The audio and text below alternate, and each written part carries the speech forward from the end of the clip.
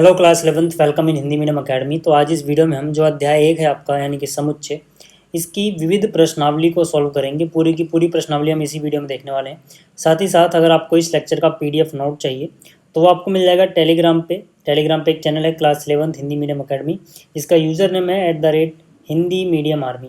तो यहाँ से आपको ये नोट्स मिल जाएंगे। चलिए शुरुआत करते हैं। एक बात याद रखना कि विविध प्रश्नावली जो होती है इसमें थोड़ा कठिन क्वेश्चन होते हैं, तो इसके लिए आपको पूरा बेसिक अच्छे से आना चाहिए। मतलब जो भी वीडियो मैंने इससे पहले बनाई हैं अगर आपने वो देखी हैं तो आपको ये सारी चीज़ें आराम समझ में आ जाएगी। चलिए शुरुआत करते हैं। यहाँ पे क्वेश्चन नंबर 1 से। यहाँ पे क्या बोला गया है, निम्नलिखित समुच्चयों में कौन किसका उपसमुच्चय है, इसका निर्णय लीजिए। तो यहाँ पर देखो जो ए है ना, ये सेट बिल्डर फॉर्म में दिया गया है, तो इसको हम क्या करते हैं, इसको हम रोस्टर या टेबुलर फॉर्म में लिख लेते हैं। तो उसके लिए देखो यार, सीधी सी बात है कि जो ए है इसमें क्या बोला गया है कि यहाँ पे x होगा, जहाँ पे x रियल नंबर को बिलोंग करता है और इस जो ये द्विघात समीकरण है इसको संतुष्ट करता है, मतलब इसका एक हल है। तो जाहिर सी बात है, अगर आपको ये सॉल्व करना आता है तो आप इसको आराम से सॉल्व कर लोगे और आपको मिलेगा कि भाई 2 और 6, x की वैल्यू क्या क्या आएंगी, 2 और 6। अब मैं ये सॉल्व करना आपको नहीं बता रहा क्योंकि क्लास 10 में आप ये चीज़ सीख चुके हो। अगर नहीं आता है तो कक्षा 10 का दूसरा चैप्टर अच्छे से देख लेना, आपको इसको कैसे सॉल्व किया जाता है वो समझ में आ जाएगा। तो इसको सॉल्व करने के बाद क्या मिलेगा, 2 और 6, यानी कि ए में ये 2 एलिमेंट्स आते हैं, 2 और 6। और बी सी डी तो आपको ऑलरेडी पता है, ठीक है, कि भाई बी में एग्जैक्टली क्या क्या आ रहा है। बी में क्या क्या आ रहा है, 2 आ रहा है, 4 आ रहा है, 6 आ रहा है, ठीक है। सी में क्या आ रहा है, सी में 2 आ रहा है, 4 आ रहा है, 6 आ रहा है, 8 आ रहा है। इस तरह से चीज़ें चलते जा रही हैं। और डी में क्या आ रहा है, डी में सिर्फ और सिर्फ 6 है, ठीक है। याद रखना कि आपको इस प्रश्नावली में अगर अब तक कोई भी दिक्कत हो रही थी, आज के बाद नहीं होगी, क्योंकि मैं आपको बिल्कुल ही एकदम शानदार तरीके से, एकदम आसान तरीके से सारी चीज़ें समझाने वाला हूँ। अब देखो, अब हमारे पास सब कुछ, ठीक है ना, पता है कि कौन कौन से सेट में कौन कौन से एलिमेंट आ रहे हैं, है ना। इसीलिए मैंने इसको इस तरह से ना लिख के इस तरह से लिखा, ताकि अब मुझे देखने में आसानी रहे कि कौन किसका उपसमुच्चय है, कौन नहीं है। जैसे कि अगर मैं बात करूं कि भाई ए किस किस का उपसमुच्चय है, तो ए किसका उपसमुच्चय होगा, जिसके अंदर ए के सभी एलिमेंट पाए जाएं या अवयव पाए जाएं। तो यहाँ पे ए के पास क्या है, 2 है, बी के पास 2 है, बिल्कुल। ए के पास क्या है, 6 है, क्या बी के पास भी 6 है, बिल्कुल। यानी कि जो ए है वो बी का तो उपसमुच्चय होगा, पहली बात, ठीक है। अच्छा, क्या ए सी का उपसमुच्चय है, बिल्कुल है। क्यों, क्योंकि 2 और 6 यहाँ पर है, 2 और 6 सी के पास भी है। अब उपसमुच्चय क्या होता है, मैं उम्मीद करके चल रहा हूँ कि आपने पढ़ा हुआ है ना। अगर ए के सभी एलिमेंट बी के पास भी हैं तो ए बी का उपसमुच्चय होगा। ऐसे ही ए के सभी एलिमेंट या अवयव अगर सी के पास हैं तो ए सी का भी होगा। अच्छा, क्या ए डी का उपसमुच्चय, नहीं, क्योंकि ए के पास 6 है, इसके पास 6 है, यहाँ तक तो ठीक था मामला। लेकिन ए के पास 2 भी तो है, इसके पास 2 नहीं है ना, तो ए डी का उपसमुच्चय तो नहीं होगा। अच्छा, अब बात करते हैं बी किस किस का उपसमुच्चय है। क्या बी ए का उपसमुच्चय बन सकता है, नहीं, क्योंकि बी के पास 4 है लेकिन वो 4 यहाँ नहीं है। क्या बी सी का उपसमुच्चय बन सकता है, हाँ, 2 4 6, 2 4 6, तो यहाँ से कह सकता हूँ बी सी का उपसमुच्चय है। क्या बी डी का उपसमुच्चय होगा, नहीं, क्योंकि बी के सभी एलिमेंट डी के पास तो नहीं मिलेंगे ना। अच्छा, इसके बाद क्या सी इनमें से किसी का उपसमुच्चय बन सकता है, नहीं। अच्छा, अब कौन बचा, अब बच गया डी। तो डी किसका उपसमुच्चय है, देखो डी ए का भी उपसमुच्चय है। क्यों, क्योंकि डी के पास 6 है तो इसके पास तो है। डी जो है ये बी का भी उपसमुच्चय है, क्योंकि इसके पास भी 6 है। तो यहाँ से मैं कह सकता हूँ डी जो है उपसमुच्चय है बी का भी, और इसी तरह से जो डी है वो सी का भी उपसमुच्चय है। हालांकि इसके बाद आप चाहो तो एक लाइन और लिख सकते हो कि हर समुच्चय खुद का भी उपसमुच्चय है, मतलब जैसे ए का ही उपसमुच्चय होगा ना, ठीक है। लेकिन अब वो हम यहाँ लिख क्यों नहीं रहे, क्योंकि देखो पीछे एनसीईआरटी के आंसर जो उत्तरमाला होती है उसमें भी नहीं दिया गया, मतलब वो लोग उचित उपसमुच्चय की बात कर रहे हैं, ठीक है। तो इतना ही लिख के छोड़ दो। आगे बात करते हैं। जो प्रश्न संख्या 2 है इसमें काफ़ी बच्चों को दिक्कत रहती है, बट फिर से मैं आपको बिल्कुल आसान तरीके से ये सवाल भी समझाने वाला हूँ। चलिए शुरुआत करते हैं। यहाँ पे क्या बोला गया है, ज्ञात कीजिए कि निम्नलिखित में से प्रत्येक कथन सत्य है या असत्य है। यदि सत्य है तो उसे सिद्ध कीजिए, यदि असत्य है तो एक उदाहरण दीजिए। देखो सबसे पहले बात यहाँ पे आप गौर फरमाना, इन्होंने कहा है कि यदि सत्य है तो उसे सिद्ध कीजिए, यदि असत्य है तो एक उदाहरण दीजिए। ऐसा क्यों बोला गया है, इस नियम को अच्छे से समझ लो, क्योंकि ये चीज़ आपके हर जगह काम आएगी, चाहे ऐसे लिखा हो चाहे ना लिखा हो। देखो जब भी किसी चीज़ को हमें बोलना होता है कि वो सत्य है, तो मतलब वो हर एक केस के लिए सत्य होना चाहिए, मतलब उसको प्रॉपर तरीके से सिद्ध करना पड़ता है। ठीक है, अगर ये बोल दिया जाए कि कोई चीज़ गलत है ये दिखा दो, तो बस एक उदाहरण दे दो जो उसको गलत साबित कर सकता है, वो उदाहरण काफ़ी है। आपको हर एक केस के लिए नहीं दिखाना, है ना। तो ये नियम आप याद रखना, अभी से लेके जब तक आप पढ़ाई करोगे, प्रूव करने वाले क्वेश्चंस में चीज़ आपके काम आएगी। तो देखो, जिसका फर्स्ट पार्ट है, इसमें क्या बोला गया है कि यदि x a में है और a b में है तो x भी b में होगा, ऐसा ये लोग बोल रहे हैं। अब हमें बताना है कि ये सत्य है या असत्य है। तो एक बात याद रखना कि जो पहला हिस्सा है ना इसका, ये असत्य है, ऐसा नहीं होता है हमेशा। ये क्या है, ये असत्य है। अब आप कहोगे असत्य कैसे है, हो सकता है आपके समझ में ना आया हो कि असत्य कैसे है, और मुझे देखते ही कैसे पता लग गया कि असत्य है। तो मैं आपको एक उदाहरण देता हूँ, ठीक है, आप भी आराम से सोच पाओगे।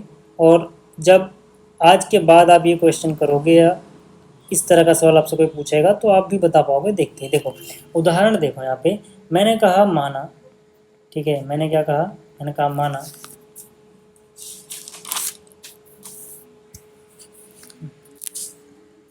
कि भाई ये समुच्चय ए है ना, उसमें आते हैं दो एलिमेंट 1 और 2। अब जैसे जैसे इन्होंने कहा ना, वैसा वैसा आपको सिचुएशन क्रिएट करनी है और बाद में दिखा देना है कि गलत कैसे है। देखो इन्होंने कहा कि भाई ए के अंदर कोई एलिमेंट एक्स लिया, आप इनका कोई एक एलिमेंट उठा लो, मान लो दो मान लो एक्स है, ठीक है, तो दो क्या ए के अंदर है, बिल्कुल है। अब इसके बाद क्या है, पूरा का पूरा ए बी में होना चाहिए, यानी कि अब आप बी को कुछ इस तरह से लेना, ठीक है, बी को आप कुछ इस तरह से मानना कि बी के अंदर पूरा का पूरा ए मौजूद हो। मतलब क्या, मतलब कि जो ये ए है ना, इसको आप सीधा सीधा उठा के बी के अंदर ही रख दो, ठीक है। अब बी के अंदर चाहो तो आप कुछ और भी लिख सकते हो, जैसे कि ये लिख दिया, ठीक है। अब आप यहाँ से देख पाओगे कि इनकी दूसरी कंडीशन जो थी, ये ऐसा कुछ हमने क्रिएट कर दिया। इन्होंने क्या बोला था कि ए बी में होना चाहिए, तो पूरा का पूरा ए देखो बी के अंदर है, तो हम क्या बोल सकते हैं कि चलो यहाँ पर ये कंडीशन भी है ना, हम बोल सकते हैं ये भी ठीक है, तथा ए जो है पूरा का पूरा वो बी में है। परंतु, है ना, अब आएगा मेन बात, परंतु ये जो बोल रहे हैं कि वही एक्स बी में होना चाहिए, जैसे दो ए में तो है और पूरा का पूरा ए भी बी में है, लेकिन क्या दो बी में है क्या, जैसे एक्स बी में होना चाहिए था, नहीं। हम बोलेंगे लेकिन दो तो बी के अंदर भैया नहीं आ रहा, तो इसीलिए ये असत्य था। अब आप में से कुछ बच्चे सोच रहे होंगे कि सर देखो दो यहाँ तो है और दो यहाँ भी दिख रहा है, लेकिन आप कह रहे हो दो नहीं है यहाँ पे। बिल्कुल नहीं है, क्यों, क्योंकि देखो दो के होने का मतलब है कि अलग से दो होता फ्रीली ऐसे, ये नहीं कि इस ब्रैकेट के अंदर जो चीज़ लिखी है ना, अब वो बी के लिए एक अवयव का काम करेगा और ये अब हमेशा एक साथ आएंगे, अलग से दो को नहीं लिखोगे आपकी दो में है, नहीं, ठीक है ना। अगर आपको ये लिखना है तो अब आपको ये पूरा एक साथ लिखना पड़ेगा कि एक और दो जो हैं वो बी में है, दो नहीं। आई बात समझ में, तो इसलिए असत्य था। इतनी बात क्लियर हो गई। चलिए अब दूसरे हिस्से की बात करते हैं। देखो जो दूसरा हिस्सा है, इसमें कह रहा है कि यदि ए बी का एक उपसमुच्चय, याद है ना ये निशान किसका है, उपसमुच्चय का, और बी सी में मौजूद है, यानी बी सी का एक एलिमेंट है या बी सी को बिलोंग करता है, तो ए बी सी में होगा क्या। तो इसका आंसर भी है भैया सीधा सीधा कि जो ये दूसरा हिस्सा है ना, दूसरा हिस्सा ये भी असत्य है। अब जैसे कि मैंने कहा, जैसे ही ये असत्य है तो हमें एक उदाहरण देना होगा जो इस बात को साबित करेगा कि भाई ये असत्य क्यों है, ठीक है। तो उदाहरण क्या है वो देख लो। तो हम यहाँ क्या लिखेंगे, हम लिखेंगे माना, क्योंकि हम गलत साबित कर रहे हैं ना, तो एक उदाहरण देना काफ़ी है। माना, मान लो ए के पास, ठीक है ना, ए के पास कुछ भी मान लो ए के पास एक एलिमेंट है तो, ठीक है। अब देखो, अब मुझे बी को चालाकी से कुछ इस तरह से मानना है कि ए बी का सबसेट हो जाए, तभी तो वाली कंडीशन होगी ना, ठीक। तो मैं क्या करता हूँ, मैं यहाँ पे बी को जो भी लिखूंगा उसके अंदर दो तो आएगा ही आएगा, ठीक है। इसके अलावा आप चाहो तो कुछ और भी लिख सकते हो, आपकी इच्छा है, ठीक है। मान लो मैंने यहाँ 3 भी लिख दिया। अब यहाँ से मैं क्या बोल सकता हूँ, यहाँ से मैं क्या कह सकता हूँ कि चलो ए जो है वो बी का उपसमुच्चय तो है, क्योंकि इन्होंने कहा था, चलो हमने लिख दिया कि चलो ए बी का उपसमुच्चय तो है, ये बात हो गई। अब इन्होंने कहा कि बी जो है वो सी में है, मतलब आपको सी को कुछ इस तरह से चालाकी से मानना है कि पूरा का पूरा बी सी के अंदर बैठा हुआ हो। तो भाई बी के पास क्या है, 2 3, तो पूरा का पूरा 2 और 3 सेट के साथ, मतलब इन निशान के साथ आप यहाँ पे लिख दोगे बी जो है वो सी के अंदर बैठा हुआ है। इसके अलावा चाहो तो आप कुछ और भी लिख दो। तो यहाँ से ये कंडीशन भी सही हो गई कि बी जो है वो सी में मौजूद है, यहाँ भी ठीक है ना। तो ये कंडीशन भी हो गई। तो पहली बात तो हमने दिखा दिया ए बी का उपसमुच्चय है और बी सी में मौजूद है। तो क्या ए भी सी में मौजूद है क्या? नहीं, ए सी में मौजूद नहीं है। ठीक है, तो यहाँ पे हम क्या लिखेंगे? परंतु, जिसको समझ में नहीं अभी समझा रहा हूँ कैसे नहीं है। परंतु ए जो है वो तो सी में नहीं है। अब अगर कोई बच्चा सोच रहा हो कि यहाँ ए के अंदर 2 है और इधर भी तो 2 आ रहा है, नहीं भाई, ए सी के अंदर होने का मतलब ए क्या है? एक समुच्चय है। तो मतलब ये पूरा का पूरा ब्रैकेट के साथ यहाँ अलग से इस तरह से होना चाहिए था, तब हम बोलते ए सी में है, जबकि ऐसा तो नहीं है ना। आगे बात समझ में? तो ये दूसरा असत्य क्यों समझ में आ गया होगा। अच्छा, तीसरे की बात कर लेते हैं। ठीक है, तीसरे की बात करते हैं। ठीक है, तो देखो तीसरा जो हिस्सा है इसमें कह रहा है कि अगर ए बी का उपसमुच्चय है और बी सी का उपसमुच्चय है तो ए सी का उपसमुच्चय होगा। तो देखते ही पता लग रहा है कि हाँ ये सत्य है। ठीक है, जो इसका तीसरा वाला हिस्सा है ये क्या है? ये ट्रू है, यानी कि सत्य है। अब जब ये सत्य होगा तो प्रॉपर तरीके से प्रूव करना होगा। अच्छा, मैंने कहा देखते ही पता क्यों लग रहा है, क्योंकि यार देखो अगर आप सिंपली लॉजिक लगाओ तो ए बी का उपसमुच्चय, इसका मतलब जो भी चीज़ें ए के पास हैं वो बी के पास हैं, और यहाँ बी सी का उपसमुच्चय मतलब जो चीज़ें बी के पास हैं वो सी के पास है। यार जो ए के पास था ऑलरेडी बी के पास है, और जो बी के पास सारा है वो सी के पास है, तो जो ए के पास होगा वही तो सी के पास होगा, यानी ए सी का उपसमुच्चय होगा। देखते ही पता लग रहा है। बट इसको हम प्रूव कैसे करेंगे? देखो अब यहाँ पे एक उदाहरण नहीं देना, प्रॉपर तरीके से प्रूव करना है। तो सबसे पहले हम लिखेंगे भाई, देखो यहाँ पे ना अलग कलर से लिखता हूँ। मैं बोलूँगा देखो यार, ए जो है वो उपसमुच्चय है बी का, है ना। इसका मतलब क्या है? इसका मतलब अतः मैं कह सकता हूँ कि जितने भी, ये फॉर ऑल का निशान होता है नहीं, जितने भी, ठीक है, जितने भी एलिमेंट हैं जिसमें मैं एक्स बोल रहा हूँ जो ए के पास हैं, है ना, इसका मतलब है ये इम्प्लाई करता है या फिर अर्थात ये एक्स बी के पास भी होगा। यही मतलब होता है उपसमुच्चय का, कि यदि एक्स ए के पास है तो एक्स वो बी के पास भी होगा। ठीक है, ये हमें क्यों लिखा? ए बी का उपसमुच्चय गिवन था, दिया हुआ था।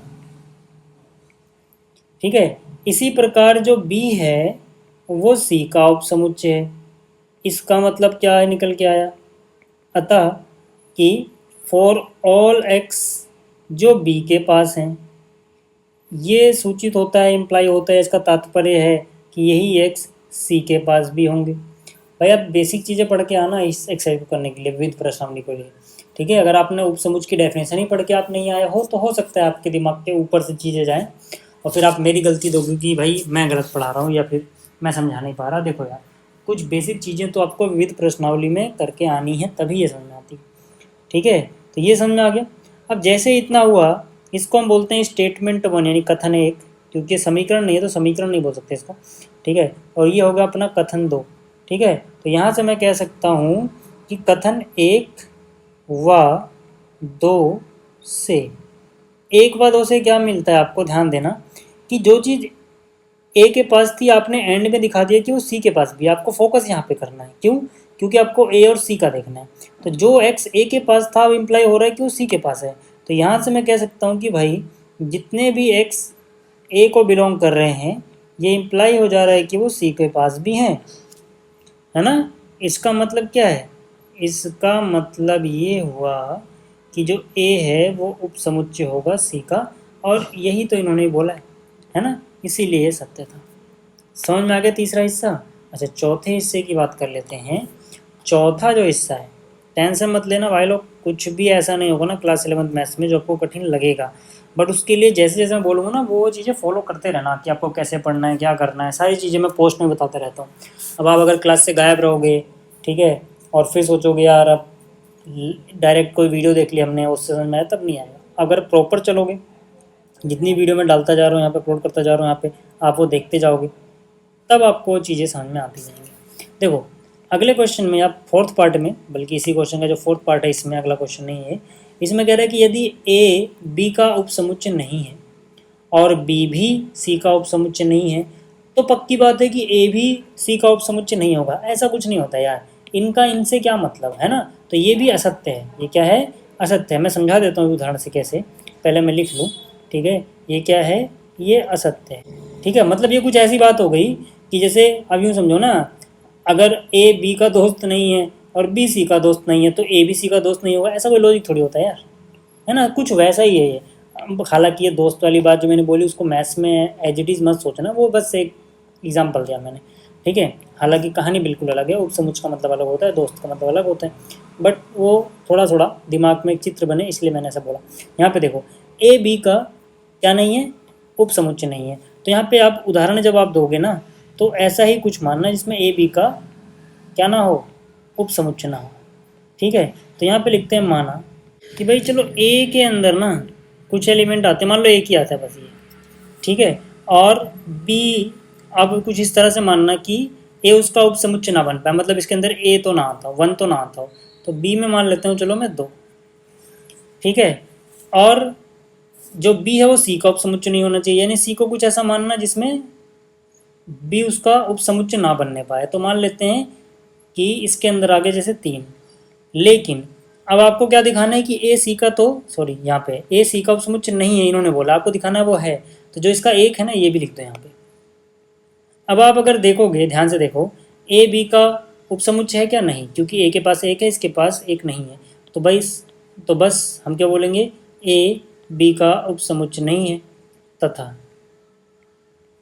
तथा बी सी का उपसमुच्चय नहीं है, हमने भी दिखाया कि भाई बी सी का उपसमुच्चय नहीं है, ठीक है, यहाँ तक भी ठीक है। तथा बी उपसमुच्चय नहीं है सी का, है ना, परंतु, है ना, ये किंतु परंतु वाली बात, परंतु जो ए है वो तो उपसमुच्चय है सी का, क्योंकि ए के पास जो भी एलिमेंट हैं वो सी में आ रहे हैं, ठीक है, जबकि इन्होंने कहा था नहीं आएंगे, इसीलिए इनकी बात जो है वो असत्य हो गई, ठीक है। चौथा हिस्सा समझ में आ गया। पांचवें हिस्से की बात करते हैं। देखो यार, जो पांचवा हिस्सा है, ठीक है, इसमें क्या कह रहे हैं कि यदि एक्स ए में है और ए बी का उपसमुच्चय नहीं है तो एक्स बी में भी होगा। ये तो अगर आपने उपसमुच्चय की डेफिनेशन पढ़ी तो डायरेक्ट दिख रहा होगी असत्य है, ठीक है ना। अब असत्य कैसे, अगर डायरेक्ट नहीं दिख रहा है समझा देता हूँ, पहले मैं लिख लूँ, ठीक है, कि भाई ये असत्य है।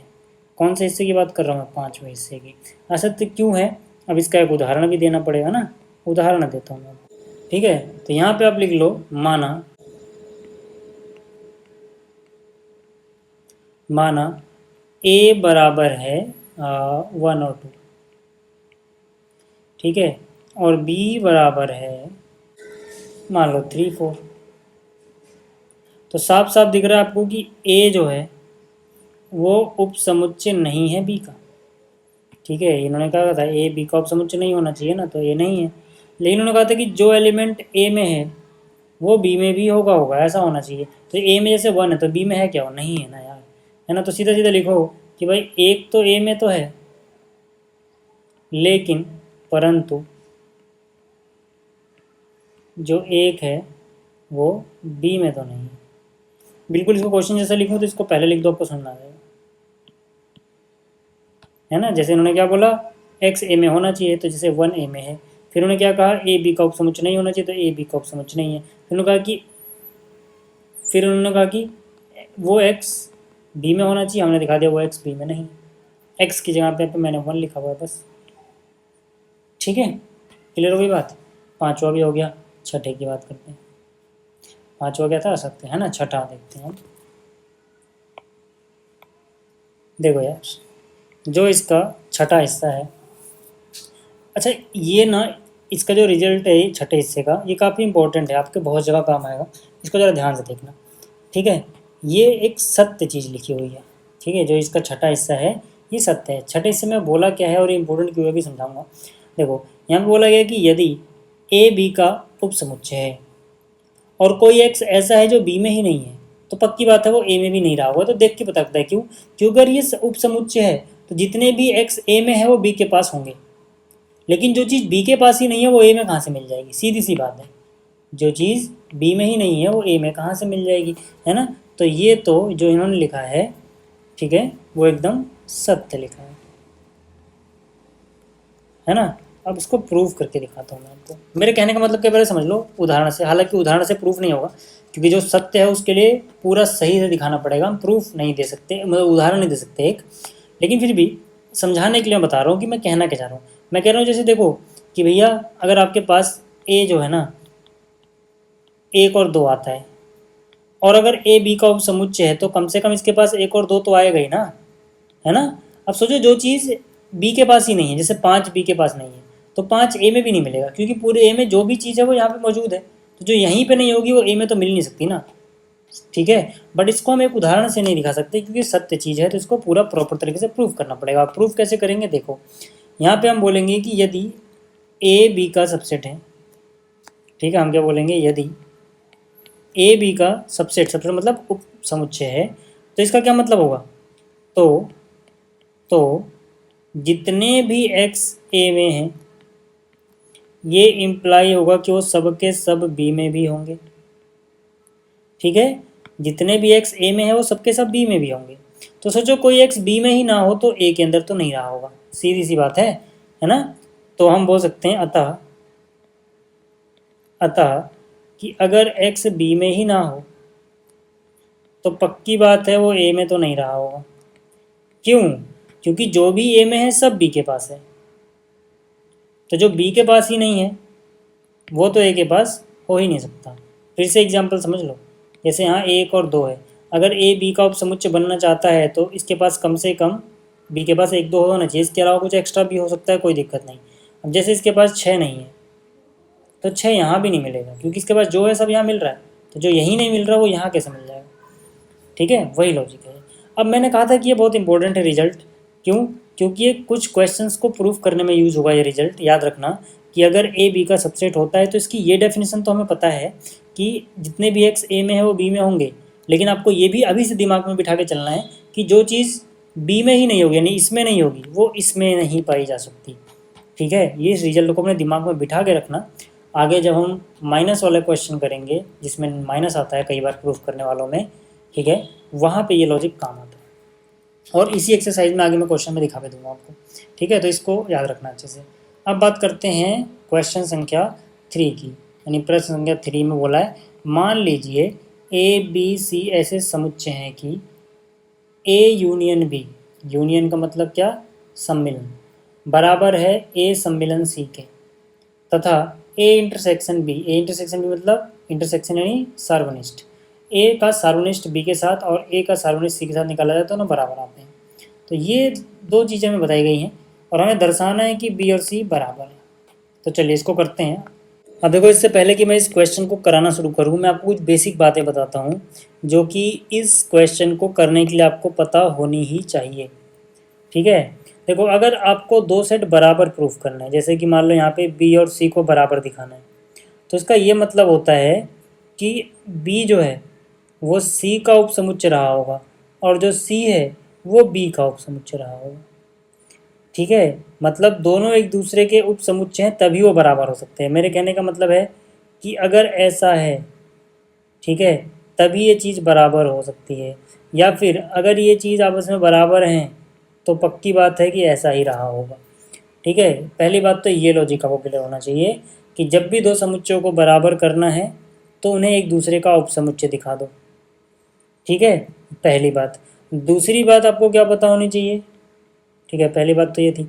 दूसरी बात कि उपसमुच्चय आप कैसे दिखाते हो, हालांकि ये तो आपने कर लिया है ना कि अगर जितने भी एक्स हैं, ठीक है, ये इम्प्लाई हो जाए कि जितने भी एक्स बी के पास हैं, ठीक है, वो किसके पास हैं, वही एक्स सी के पास भी है। तो पक्की बात है कि जो बी है वो सी का उपसमुच्चय हो जाएगा और इसका उल्टा करोगे तो सी बी का हो जाएगा। मतलब ये दो चीज़ें आपको अच्छे से पता होनी चाहिए थी। ठीक है, ये बात क्लियर हो गई। चलिए अब इस सवाल को करते हैं, अब आपको ये चीज़ें समझ में आ जाएंगी। ध्यान से देखना कि आपको बी और सी को बराबर दिखाना है, तो यानी कि बी को सी का उपसमुच्चय दिखाओ और सी को बी का उपसमुच्चय दिखाओ। उपसमुच्चय दिखाने के लिए आपको दिखाना पड़ेगा जितने भी एक्स बी में हैं वो सारे एक्स सी के पास भी हैं, तभी बी सी का उपसमुच्चय बनेगा। तो यहाँ से आपको हिंट मिलता है, ठीक है, यहाँ से आपको हिंट मिलता है कि भाई माना, शुरुआत कहाँ से करेंगे, माना एक्स है जो कोई, वो कहाँ पे है, वो बी में है। अब मुझे कुछ भी तामझाम करके एक्स को सी में भी दिखाना है। जैसे मैं इतना दिखा दूंगा बी जो हो जाएगा सी का उपसमुच्चय हो जाएगा। इतना करने के बाद फिर मैं दिखाऊंगा सी बी का है कि नहीं। अच्छा, इससे पहले जो दिया है वो मैं लिख लेता हूँ। हमें दिया क्या है, ए यूनियन बी बराबर है ए यूनियन सी के। यूनियन मतलब सम्मिलन, ठीक है। तथा एक और चीज़ दी गई है कि ए का सार्वनिष्ठ बी के साथ बराबर आता है ए का सार्वनिष्ठ सी के साथ। ये चीज़ें हमें गिवन थी। ठीक है, अब हमने सॉल्यूशन यहाँ से शुरू किया, इसको वाइट कलर से करते हैं। ठीक है, तो मैंने क्या लिखा, माना एक्स बी के पास है। ठीक है, तो पक्की बात है कि अगर एक्स बी के पास है ना, तो यही एक्स बी का सम्मिलन किसी के साथ ले लो उसके पास भी होगा, यानी ए यूनियन बी के पास भी होगा। अब आप कहोगे कि यार इस लाइन के बाद ये लाइन क्यों लिख दी, ये समझ में नहीं आया मुझे कि एक्स अगर बी के पास है तो एक्स ए यूनियन बी के पास क्यों होगा। अगर आपको ये समझ में नहीं आया कोई बात नहीं, वेन डायग्राम से मैं साथ के साथ समझाता चलूँगा। ठीक है, मैं वेन डायग्राम से आपको समझाता चलता हूँ कि ध्यान से देखो। यहाँ पे अगर मैं बात करूँ कि भाई ए और बी के यूनियन की, मान लो इसमें से एक सेट ए है, ध्यान से देखना ये नियम जो मैं समझाने जा रहा हूँ। ठीक है, देखो ए यूनियन बी का तो यही मतलब होता है, जो मैं एरिया यहाँ पे शेड कर रहा हूँ यही होता है ए यूनियन बी। ठीक है, ये मैंने जो बनाया ए यूनियन बी बनाया। अब देखो यूनियन मतलब सम्मिलन, यार मैं बार बार इंग्लिश में यूनियन यूज़ कर रहा हूँ क्योंकि इंग्लिश मीडियम वालों को पढ़ाता हूँ ना, तो वो चीज़ रट गई दिमाग में। अभी सम्मिलन बार बार बोलना हो नहीं पाता, आप समझ जाना निशान देख के। ठीक है, तो यहाँ पर क्या है, जब ए यूनियन बी आपने लिखा, तो अब अगर आप ए को देख लो, कोई भी चीज़ जो सिर्फ ए के पास भी है, बी में है नहीं हमें नहीं पता, लेकिन जो चीज़ ए के पास है पक्की बात है कि वो इसके पूरे यूनियन किसी के साथ भी ले लो, सम्मिलन किसी के साथ भी ले लो, उसमें आएगा ही आएगा। इसी तरह से कोई भी चीज़ जो बी के पास है, अब बी का सम्मिलन आप दुनिया में किसी के साथ भी ले लो, जब आप सम्मिलन लोगे तो जो चीज़ बी में रही होगी वो इसके सम्मिलन में आई होगी। तो ऐसे ही अगर एक्स बी में रहा होगा तो इसके सम्मिलन में भी आएगा ही आएगा, किसी के साथ भी सम्मिलन लो। समझ में आ गई बात, यहाँ तक लॉजिक क्लियर है। ठीक, अब आगे चलते हैं। अब मुझे कहानी में क्या चाहिए, मुझे दिखाना था कि अगर एक्स बी में है तो एक्स सी में भी है। यानी कहानी में देखो चलाकी करते हैं थोड़ी सी, है ना, देखते चलते हैं हमें क्या चाहिए। कहानी में कहीं ना कहीं मुझे सी लेके आना है। अभी तक सी क्रिएट नहीं हुआ, अभी तक तो ए और बी में ही बात हो रही है। अब मैं कुछ सी लाना है। अब मैं क्या करूँगा, मैं देखूँगा किसी का रिश्ता सी के साथ है क्या, ए यूनियन बी, तो ए यूनियन बी का रिश्ता सी के साथ तो है यार, है ना, ये बराबर है ए यूनियन सी के।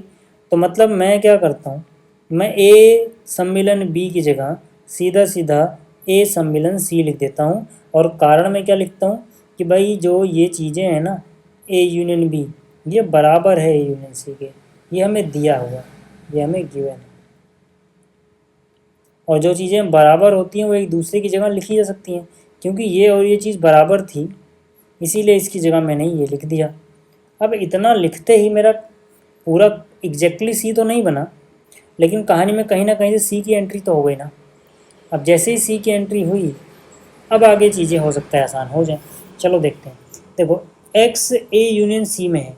अब यूनियन या फिर सम्मिलन का क्या मतलब था, उसकी डेफिनेशन याद करो। इसका मतलब होता है कि भैया यहाँ पर, ठीक है, ये बात इम्प्लाई हो रही है, इसका मतलब है अर्थात कि जो एक्स है वो ए में है, या फिर ये जो एक्स है ये सी में है, या हो सकता है दोनों में रहो। यही दो केस बनेंगे। तो यार देखो, अगर, ठीक है, मैं इसको केस 1 बोलूँ, इसको केस 2 बोलूँ। ठीक है, मैं क्या करता हूँ, मैं इसको दो हिस्सों में डिवाइड कर देता हूँ। ठीक, इसको मैं बोलता हूँ चलो केस 1। केस 1 मतलब कि अगर मैं ये मान के चल रहा हूँ कि एक्स ए में है, और इसको मैं बोल देता हूँ केस 2। केस 2 का मतलब क्या, मैं ये मान के चल रहा हूँ कि एक्स सी में। तो देखो केस 2 से तो सीधा सीधा काम बन गया, एक्स बी के पास था तो एक्स सी के पास भी हो गया। ठीक है, तो चलो अब मैं क्या बोलता हूँ, इसको बोलता हूँ स्टेटमेंट 1, इसको बोलता हूँ 2, इसको बोलता हूँ 3। तो अब देखो आसान है 1 और 3 को देखना। अगर मैं 1 और 3 को देखूँ तो मैं कह सकता हूँ कि अगर एक्स बी के पास है तो एक्स सी के पास हो गया। तो मैं बोल सकता हूँ सीधा सीधा 1 व 3 से, 1 व 3 से, है ना, यदि यदि एक्स बी के पास है, क्योंकि एक में क्या दिख रहा है, एक्स बी के पास है, तो ये इम्प्लाई हो जा रहा है कि एक्स सी के पास भी है, 3 से इम्प्लाई हो जा रहा है ना। तो इसका मतलब क्या है, इसका मतलब है कि जो बी है वो उपसमुच्चय है सी का। लेकिन ये तो सिर्फ इस केस में होगा ना, इस केस में भी तो दिखाना पड़ेगा हमें। तो इस केस में कैसे दिखाएंगे, चलिए बात करते हैं। देखो यहाँ पे x a में है और यहाँ पे क्या था x b में है। अब अगर मैं 1 व 2 को देखूँ, 1 व 2 से, मान लो अगर ये वाला हुआ 1 व 2 से, x जो है, ध्यान देखो, x जो है वो बिलोंग कर रहा है a इंटरसेक्शन यानी कि सर्वनिष्ठ b से। अब आप कहोगे ऐसा कैसे लिख दिया यार, देखो ना x a में भी है x b में भी है। अगर मैंने 1 और मैंने 2 पे नज़र डाली तो मैंने देखा x a में भी है x b में भी है, दोनों का साझा एलिमेंट है और जो दोनों में होगा वो इनके सर्वनिष्ठ में आएगा, a और b के। अब जैसे ही इतना लिखा, मैं को तो कहानी में c लेके आना है, तो मैं क्या बोलूँगा, a सर्वनिष्ठ b की जगह a सर्वनिष्ठ c लिख दूंगा। अब आप कहोगे ऐसा क्यों कर दिया, a सर्वनिष्ठ b की जगह a सर्वनिष्ठ c कैसे लिख सकते हो? लिख सकता हूँ भैया, क्योंकि ये दोनों चीज़ें आपस में बराबर दी गई हैं। समझ में आ गई बात? ठीक है, तो आप चाहो तो यहाँ आप जगह नहीं है, मैं इसलिए घिचपी जगह लिख नहीं रहा, आप यहाँ पे लिख लेना कि ये दोनों चीज़ें आपस में बराबर हैं, ये और ये, इसीलिए लिख दिया। समझ में आ गई बात? ठीक है, अब जैसे इतना हुआ, इसका क्या मतलब? इसका मतलब है x बिलोंग करता है या है किस में, a में, और क्यों? क्योंकि सर्वनिष्ठ में और आता है, और x c में भी है। समझ में आ गई बात? अब इसको बोल दो 4। अब आप देखो 1 व 4 से, 1 में क्या है x b के पास था, 4 में क्या है, हमें a से मतलब ही नहीं है, इससे मतलब है, क्योंकि और है ना, मतलब दोनों कंडीशन सही है। ठीक है, अब यहाँ पे या होता तो अलग अलग चीज़ होती, बट और का मतलब ये भी है हमेशा, ये भी है, हो रहा है हमेशा, यानी हमेशा ही हो रहा है। तो यानी कि x b में भी है और इम्प्लाई हो गया x c में भी है। तो 1 व 4 से x b में है और ये इम्प्लाई हो जा रहा है कि x c में भी है। इसका मतलब क्या है? इसका मतलब है b सबसेट है c का। ठीक है, तो यहाँ से चाहे वो केस कोई सा भी रहा हो, केस 1 और 2 दोनों में ही, यहाँ पर भी प्रूफ हो गया, यहाँ पर भी प्रूफ हो गया, दोनों ही केसों में प्रूफ हो रहा है ना। तो b तो c का सबसेट बन गया। अब अगर मैं इसका उल्टा भी कर दूं कि c b का भी सबसेट होगा तो काम हो जाएगा। अब उसको करने के लिए आपको पूरा नहीं करना, आप सीधा लिख सकते हो इसी प्रकार c भी उपसमुच्चय होगा b का। ठीक है, अतः b और c आपस में बराबर हैं, क्योंकि b c का उपसमुच्चय c b का। आप कहोगे इसी प्रकार कैसे यार? देखो इसी प्रकार ही तो होगा, जैसे यहाँ पे आपने x को b में माना था ना, सेम स्टेप करने हैं, बस b की जगह c से शुरुआत करनी है। जैसे कि यहाँ पे आपने b को c का उपसमुच्चय दिखाया, आप c को b का दिखाना तो इसका c कर देना यार। जब c लिखोगे तो यहाँ पे ये वाली चीज़ लिखना a यूनियन c, फिर a यूनियन c की जगह a यूनियन b लिख देना यार। अब कहानी में बी आ जाएगा, मतलब वैसा ही चलेगा सब कुछ जैसा ये चला है। तो क्वेश्चन में अगर एक पार्ट के जैसा ही दूसरे पार्ट का प्रूफ होता है तो सीबीएसई भी अलाउ करता है आपको, या फिर जिस भी बोर्ड से आप हो वो अलाउ करता है कि अगर आपने एक प्रॉपर तरीके से करके दिखा दिया, बिल्कुल उसके जैसा हूबहू दूसरा है, तो आप इसी प्रकार लिख के सीधा रिजल्ट लिख सकते हो। समझ में आ गया? इसमें आपके मार्क्स नहीं कटेंगे। तो ये समझ में आ गई बात? तो ये हो गया प्रूफ। क्यों? क्योंकि ये इसका सबसेट है और ये इसका सबसेट है, दोनों एक दूसरे के सबसेट हैं या उपसमुच्चय हैं, तो आपस में बराबर होंगे। चलिए अब बात करते हैं क्वेश्चन नंबर 4 की। अब देखो जो प्रश्न संख्या 4 है काफ़ी आसान है। इसे बोला गया दिखाइए कि निम्नलिखित 4 प्रतिबंध तुल्य हैं। तुल्य हैं का मतलब है कि जो पहला चीज़ लिखा हुआ है, दूसरा लिखा हुआ है, तीसरा लिखा हुआ है, चौथा लिखा हुआ है, इन सभी का घूम फिर के एक ही मतलब निकलता है ना। ये सारी चीज़ें एक ही चीज़ को बता रही हैं। जैसे पहले में क्या लिखा है कि a जो है उपसमुच्चय है b का, दूसरे में क्या लिखा है a माइनस b एक रिक्त समुच्चय आता है। तो कहने का मतलब है ऐसा तभी हो सकता है जब ए बी का उपसमुच्चय रहा हो, यानी यहाँ भी ए बी का उपसमुच्चय होगा तभी ये रिजल्ट आ सकता है, नहीं तो नहीं आएगा। ए यूनियन बी बी के बराबर आता है, तो ये भी तभी हो सकता है जब ए उपसमुच्चय रहा हो इसका, ऐसे ये भी। अब इसको कैसे करके दिखाएंगे प्रूफ, ये मैं आपको बता देता हूँ। देखो पहला हिस्सा, पहले हिस्से में क्या लिखा हुआ है, ए उपसमुच्चय है बी का, है ना। अतः मैं क्या बोल सकता हूँ, इसका मतलब है कि जितने भी x a के पास हैं, है ना, ये इम्प्लाई होता है या फिर इसका मतलब निकल के आता है अर्थात कि ये सारे एक्स बी में भी होंगे, यही मतलब निकलता है ना। आपने उपसमुच्चय की डेफिनेशन तो पढ़ी है ना, तो इतना तो आपको क्लियर हो गया। अच्छा, दूसरे का भी यही मीनिंग है। कैसे? दूसरे में भी उपसमुच्चय कैसे समझाता हूँ। देखो, दूसरे में हम लिखेंगे कि भाई ए माइनस बी क्या आ रहा है, एक रिक्त समुच्चय आ रहा है। क्या आ रहा है? एक रिक्त समुच्चय। अब आप जरा ये समझो कि ए माइनस बी का मतलब क्या होता है ना। तो यहाँ से अगर मैं लिखना चाहूँ इसको तो क्या लिखूंगा, ध्यान से देखो। मैं यहाँ पे लिख सकता हूँ कि भाई ए माइनस बी का सीधा सीधा ये मतलब होता है कि एक्स जितने भी हैं वो ए के पास हैं लेकिन वो बी के पास नहीं होने चाहिए। वही चीज़ें ए माइनस बी में आती हैं जो ए के पास हो लेकिन बी के पास ना हो। ये डेफिनेशन आपने पढ़ी हुई है। और ये चीज़ दे रखी है आपको रिक्त समुच्चय के बराबर। एक बात बताओ कि यहाँ पर ये चीज़ रिक्त समुच्चय दे रही है, इसका मतलब ऐसा कुछ एक्स है ही नहीं जो इन दोनों कंडीशन को एक साथ सेटिस्फाई करे। क्योंकि अगर कोई एक्स ऐसा होता तो ये रिक्त समुच्चय क्यों होता? सीधी सी बात है। रिक्त समुच्चय, इसके रिक्त समुच्चय के बराबर होने का मतलब है यहाँ पर कोई भी ऐसा एक्स नहीं है जो ए में हो लेकिन बी में ना हो, ऐसा कुछ है ही नहीं। इसका मतलब अगर एक्स ए में है तो बी में है, बी में नहीं है जैसा कुछ है ही नहीं, तो रिक्त समुच्चय आता ही नहीं, है ना। अब इसको मैं एक और उदाहरण से आपको समझाऊंगा, पहले मैं लिख लूँ, है ना। अतः मैं यहाँ से बोल सकता हूँ अतः इसका मतलब ये है, इसके रिक्त समुच्चय के बराबर होने का मतलब ये है कि जितने भी एक्स ए में हैं ये इम्प्लाई हो रहा है कि वो एक्स बी में भी रहे होंगे। इसको काटने की जरूरत नहीं है क्योंकि अगर ये बराबर नहीं रहे होते तो ये रिक्त समुच्चय नहीं आता। अब इसको मैं समझा देता हूँ कैसे, मैं क्या कहना चाहता हूँ।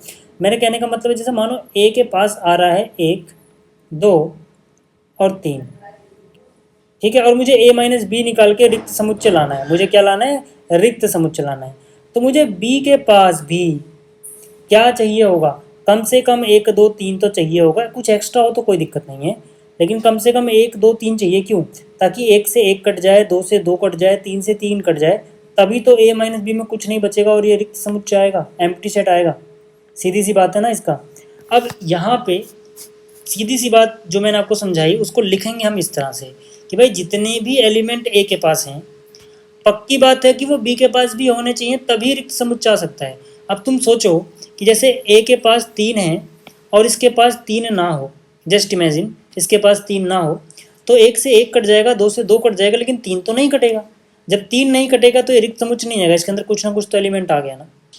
इसका मतलब क्या है कि जो भी ए के पास है सब कुछ बी के पास होना चाहिए ताकि ए माइनस बी एक एम्प्टी सेट आए। इसीलिए मैंने यहाँ पर इस चीज़ को लिखा है कि अगर x ए में है और x बी में नहीं है, ये चीज़ कोई रिक्त समुच्चय दे दे, तो मतलब इन दोनों कंडीशन को सेटिस्फाई करने वाला कोई भी x नहीं है, क्योंकि अगर कोई x होता तो यहाँ पे मौजूद होता। ठीक है, तो मतलब जितने भी ए में थे वो सब बी के पास थे, तभी सब कुछ कट के रिक्त समुच्चय आ गया। अब देखो मैंने एक ही बात बहुत बार बार रिपीट कर दी, मैं उम्मीद कर रहा हूँ कि आपको ये चीज़ समझ में आ गई होगी। ठीक है, अब जैसे ही आपको ये चीज़ मिली कि एक्स ए में है तो ये इम्प्लाई हो गया कि एक्स बी में है, तो क्या ये यही चीज़ नहीं बन गई? बिल्कुल यही चीज़ बन गई। तो क्या ये ए बी का सबसेट यानी कि उपसमुच्चय नहीं बन गया? बिल्कुल बन गया। तो इसका मतलब ए जो है वो बी का उपसमुच्चय है। तो देखो ये चीज़ और ये चीज़ लगभग एक जैसा ही रिजल्ट तो दे रही हैं, तो मतलब पहला और दूसरा तो तुल्य हैं, ये हमने दिखा दिया। अच्छा, तीसरे को कैसे दिखाएंगे जनाब? बात कर लेते हैं इसके थर्ड पार्ट की, है ना। तीसरे हिस्से की बात करते हैं इसके। तीसरे हिस्से में बोला गया है कि भैया ए का सम्मिलन बी के साथ बराबर आ जाता है बी के। अब हम चालाकी क्या करेंगे? हम चालाकी ये करेंगे कि भाई देखो यार, चारों को समतुल्य बोला है तो लाना तो यही रिजल्ट है, यानी कि एक्स अगर ए में है तो बी में होना चाहिए, या फिर, है ना। तो मैं क्या बोलता हूँ, मैं शुरुआत यहीं से करता हूँ। मैंने कहा माना एक्स ए में है। अब मुझे पहले वो चालाकी थोड़ी करनी पड़ेगी ना, क्योंकि आप लाइफ में भी, रियल लाइफ में कोई भी प्रॉब्लम सॉल्व करोगे तो उसमें समझदारी तो दिखाओगे थोड़ी सी। हालांकि चालाकी अलग चीज़ है, समझदारी अलग चीज़ है। यहाँ पे मैंने चालाकी जो वर्ड बोला उसका मतलब चालाकी नहीं बोलना है, समझदारी। तो थोड़ी समझदारी तो आपको दिखानी पड़ेगी, है ना, कि भाई यहाँ पे आपको पक्का पता है रिजल्ट यही लेके आना है, तो शुरुआत यहीं से करो यार, है ना, कि एक्स ए को बिलोंग करता है, एक्स ए में है।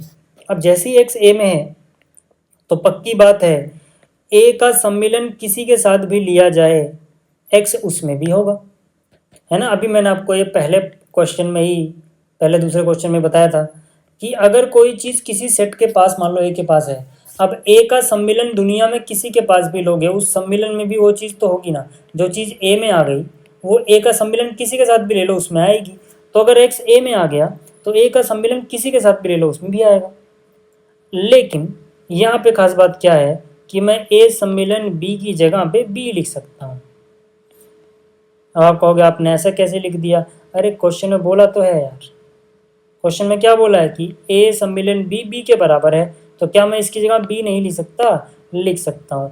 कारण में क्या लिखूंगा कि यार ए का बी के साथ सम्मिलन बी के ही बराबर था, इसलिए मैंने ऐसा करा। अब जैसे ही इतना हुआ, ठीक है, जैसे ही इतना हुआ कि अगर एक्स ए में था तो इम्प्लाई हो गया कि एक्स बी में भी है, तो क्या मैं बोल सकता हूँ कि ए बी का उपसमुच्चय है? बिल्कुल।